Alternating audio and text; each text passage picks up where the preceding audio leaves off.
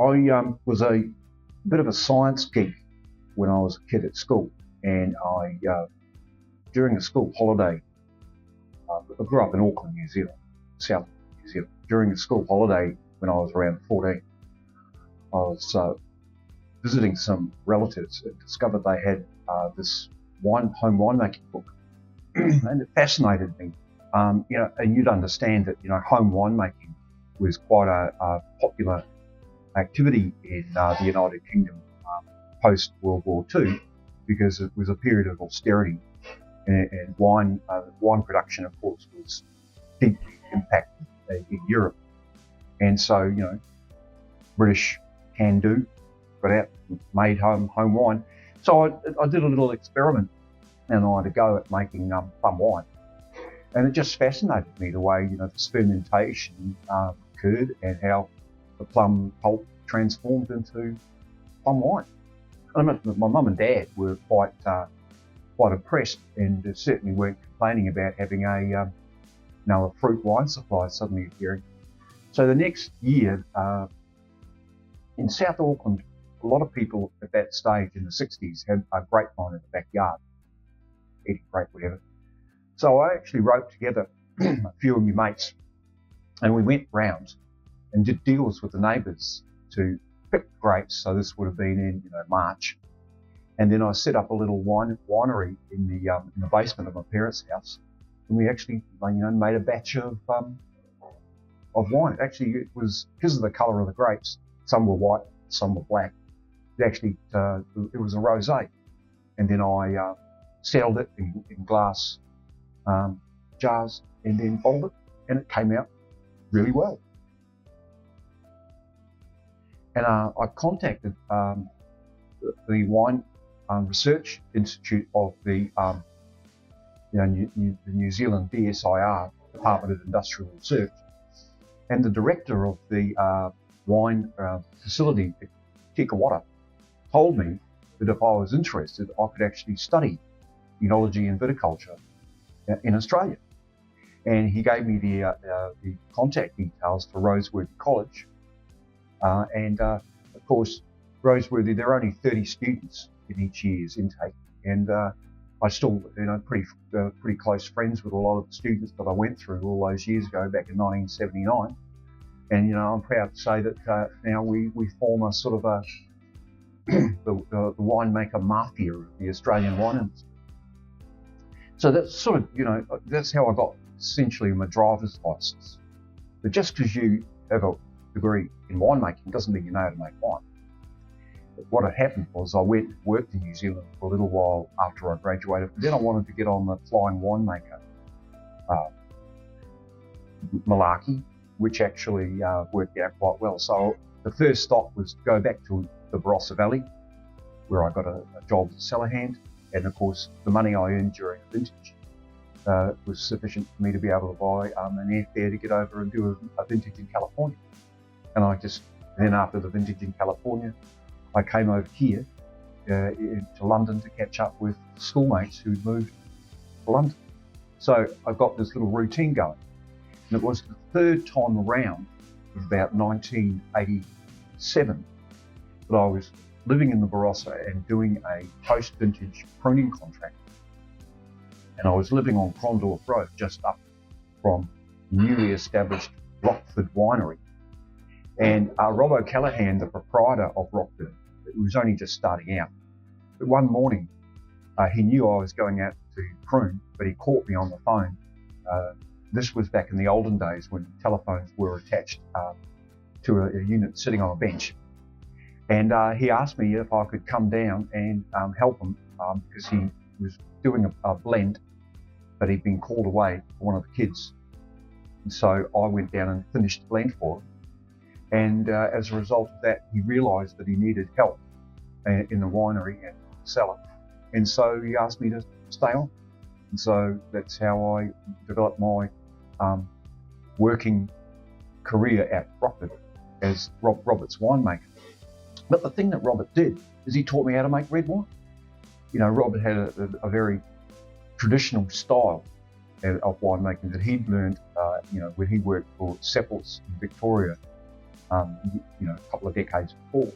So I was actually really being handed the tradition of full-bodied red wine making, and I took it on. And all the winemaking at Rockford was hands-on, manual, and we used antique equipment, open fermenters, and the wines and the Shiraz came out beautifully. So that's what gave me my grounding in the sort of wine that I make today. I've been at Rockford for about 6 vintages, and in 1994, a friend suggested to me that there was a vineyard sale in Flaxman's Valley. Now, starting back a bit, in 1989, Robert O'Callaghan gave me permission to start making my own little batch of wine. Now, he said, you're only allowed to make a tonne to 2 tonnes, so it doesn't interfere with the day job. And I was pretty delighted that he allowed me to do this, and of course he allowed me to make it as a little side batch at work.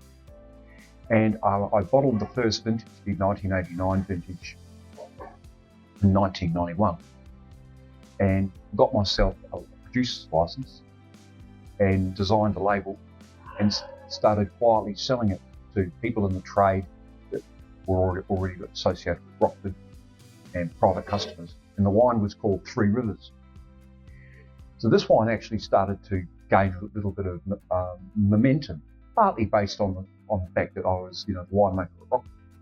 But also I'd chosen to actually age the wine in French oak hogsheads rather than American, so I didn't actually interfere with the Rockford style. And again, in 1994, based on the momentum that this little project was developing, a friend said, there's a vineyard for sale, and you should go and take a look. So on a Sunday afternoon, I drove up to Flaxman's Valley and hopped the fence and looked at this beautiful old vineyard on quite a steep hillside. It was the middle of winter, so of course the vines there were no leaves. The vines hadn't been pruned for 2 years, so it was looking a little bit of a mess.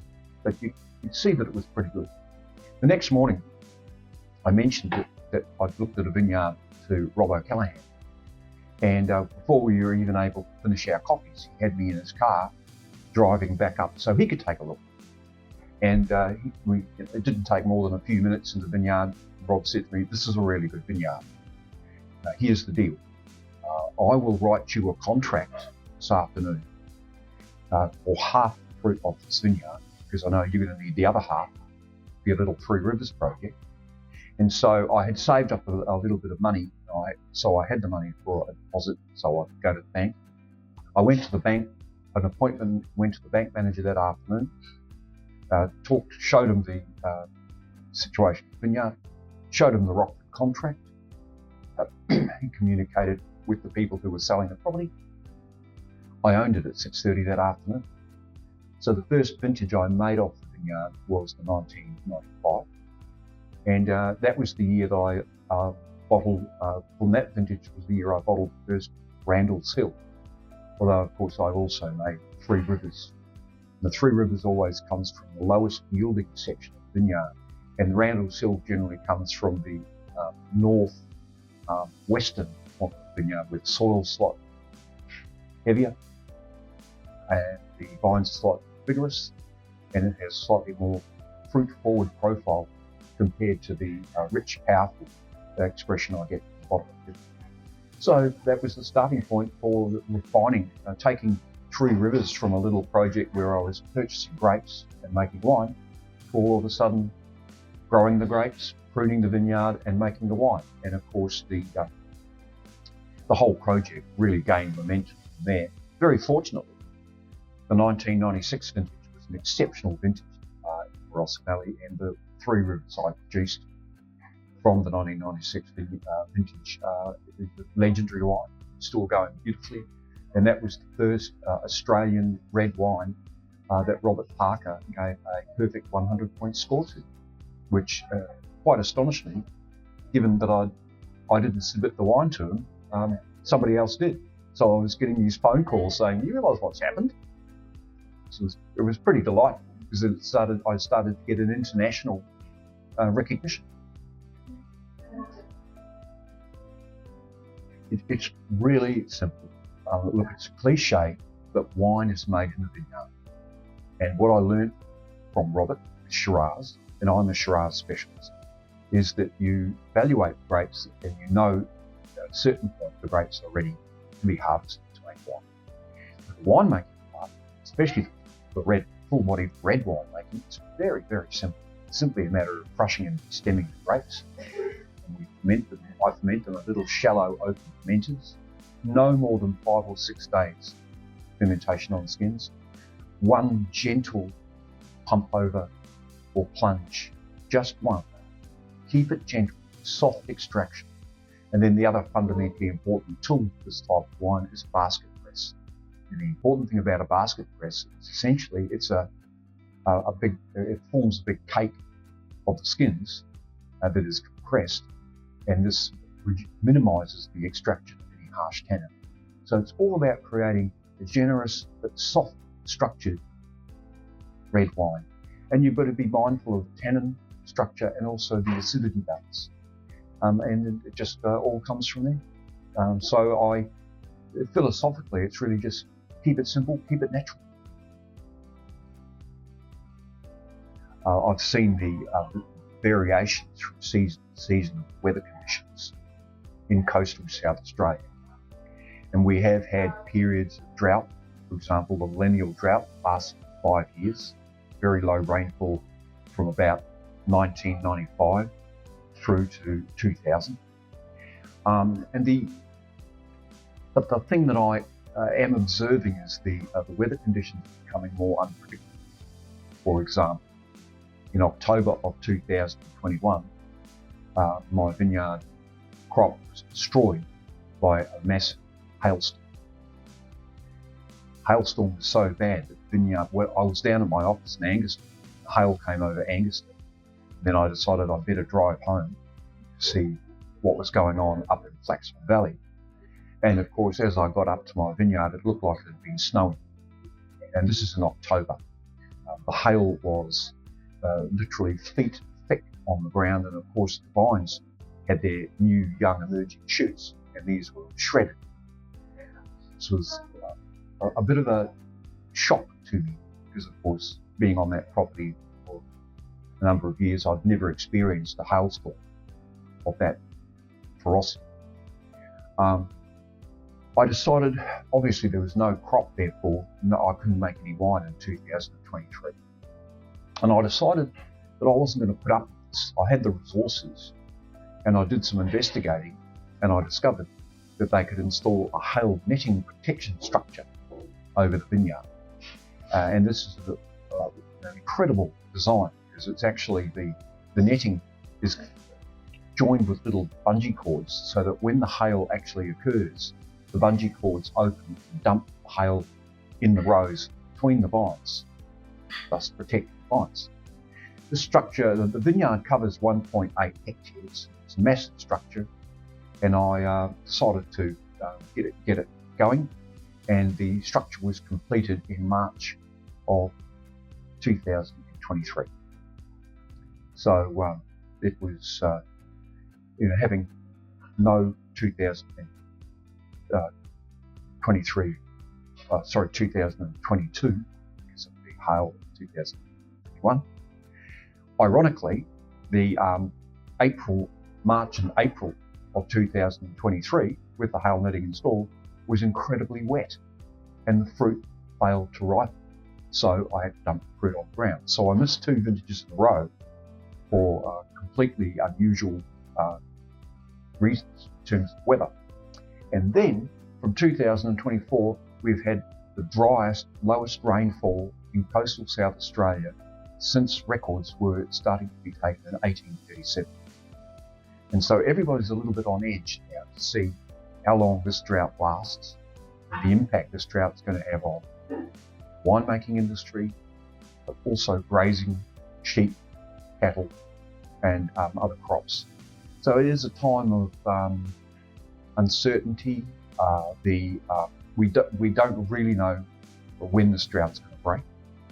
The South Australian government are doing their best to try and give support to farmers. The other irony, though, is, of course, my Shiraz vines, with the protection of hail netting, which is an environmental moderator and also protects the vineyard from frost. My 2024 crop was a good crop, and it produced an absolutely magnificent wine, possibly the best Shiraz since 1996. And, of course, the baby's just in the barrel now. The yield of 2025 is half the yield of 2024 because of dry conditions, but the 2025s in barrel at the moment are looking magnificent. So, despite the stressful weather conditions, we're actually producing some of the finest Shiraz that we've ever produced. I'm proud that I'm able to bring my wines into the UK market, and I, just want to reassure people, I unashamedly make generous, bold, full-bodied Shiraz, and it's also well and truly Shiraz that is capable of aging for a long time. Okay, that might be a bit of an old-fashioned concept for some people, but I also stick with my style. I've developed the style over the last 40 years of winemaking, and that's what I'm going to continue to do.